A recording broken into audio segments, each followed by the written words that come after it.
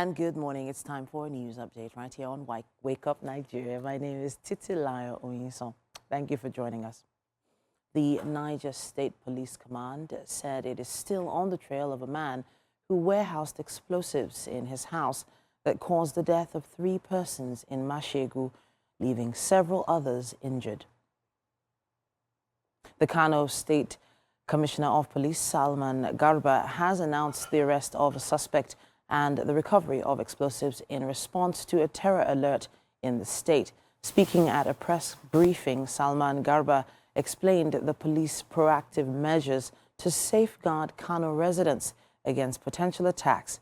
He disclosed that the suspects fled the state after the alert, with one tracked back to Kano following his departure. CP Garba emphasized the role of intelligence in preventing threats and highlighting the collaborative efforts with stakeholders to bolster security during the alert. He reassured the public of the police's commitment to maintaining peace and security, urging residents to remain vigilant and cooperate with the law enforcement agencies. There were security alerts while the A2 terrorists attacked Khan, using the advantage of 10 Uncle Tijania Mahmoud, which we raised alarm. We informed the public, but and a set of machines cordoned the area. And besides, after the alert was raised, some of them left the sticks. Even one left who came from church and returned, and his host, who has the key to his house, was arrested. Activist Omoyele Sowore has been granted administrative bail by the police. The conditions include that he must produce a civil servant of level 17 and above or a permanent secretary. The person in question, Mr. Sowore, reported at the Force Intelligence Bureau of the Nigeria Police opposite the Louis Edit House on Monday morning. He was invited for questioning over several allegations, including obstructing lawful duty and cyber stalking.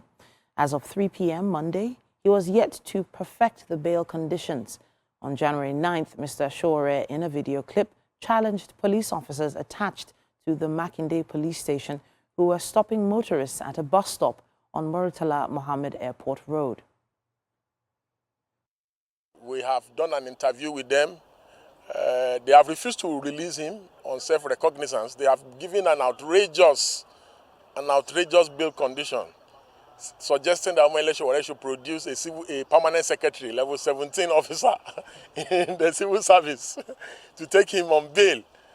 Even if you commit the crime of terrorism, how can any court impose such a condition for administrative bail?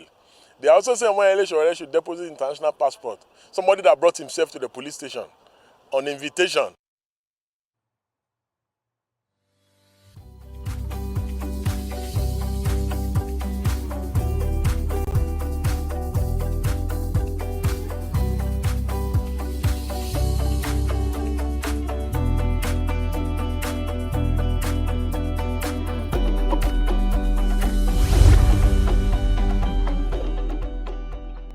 And now for some sports updates. The Super Eagles of Nigeria have been drawn against Tunisia, Uganda and Tanzania in Group C of the 2025 Africa Cup of Nations at a glittering ceremony in Rabat, attended by Super Eagles head coach Eric Chile.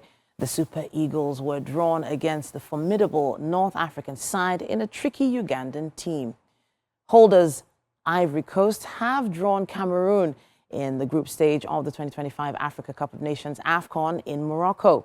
In other intriguing regional contests, 3 Southern African teams will feature in Group B, with South Africa, Angola and Zimbabwe all drawn together along Mohamed Salah's Egypt.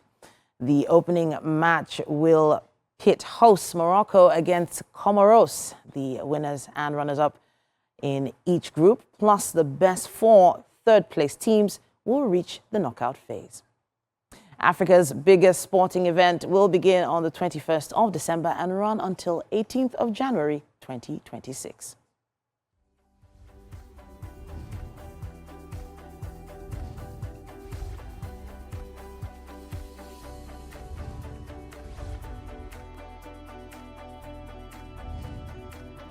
And that's all we can take on news and sports for this hour, but there is still so much more coming your way on Wake Up Nigeria.